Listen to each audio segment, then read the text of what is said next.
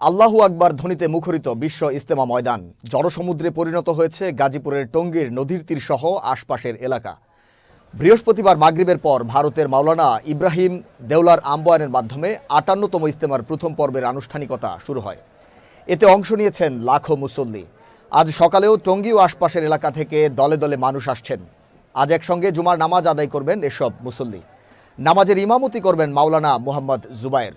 এদিকে জুমার নামাজে অংশ নিতে যাওয়া মুসল্লিদের যাতায়াতের সুবিধার্থে একজোড়া জুমা স্পেশাল ট্রেন চালু করেছে রেলওয়ে কর্তৃপক্ষ। ইজতেমা ময়দান ও মুসল্লিদের নিরাপত্তায় কঠোর ব্যবস্থা নিয়েছে প্রশাসন। আল্লাহর কাছে চাইছি যে আল্লাহ আমাদের পরিপূর্ণ আমল করার তৌফিক দান করুক।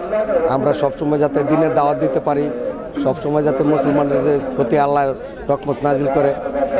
এখানে আসার উদ্দেশ্য একমাত্র আল্লাহকে রাজি খুশি করার জন্য আর এলেম শেখার জন্য এখানে আসা। তোমার আসার উদ্দেশ্য হলো এখানে পৃথিবীর সব জায়গাতে লোক আসে ইবাদত বন্দী করার, আল্লাহকে রাজি খুশি করার জন্য। এখানে আসলাম, মুসলিম বিশ্ব থেকে যারা দাওয়াতি কাজ করে সবাই একত্রিত হয়। এখান থেকে দিক নির্দেশনা দেয় মুরব্বীরা, আমাদের মুরব্বীরা যে দিক নির্দেশনা দেয় আমরা সেই নির্দেশনা চলি।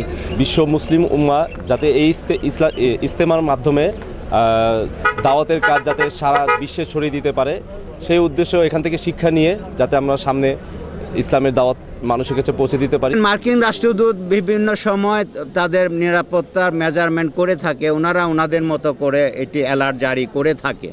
সেখানে কিন্তু এই আমরা ফিল্ডের মধ্যে কি আছি সেটি আমরা মেজার করে থাকি। আমাদের মেজারে মনে হচ্ছে না এখানে কোনো নিরাপত্তা ঝুঁকি আছে। আমরা এখনও শান্তিপূর্ণ আছি। আপনারা নিশ্চয়ই এটি আমার সাথে একমত হবেন। এখন ওনারা অবশ্যই থ্যাংক ইউ, আপনাদেরকে ধন্যবাদ, আপনারা একমত হচ্ছেন। আর যদি মার্কিন নিরাপত্তা যদি ল্যাড অ্যালার্ট দিয়ে থাকে, ওনারা নিশ্চয়ই অন্যভাবে মেজার করেছে, কি মেজার করেছে আমি জানি না। আমার কাছে আমি এখনও কোনো থ্রেট মনে করছি না।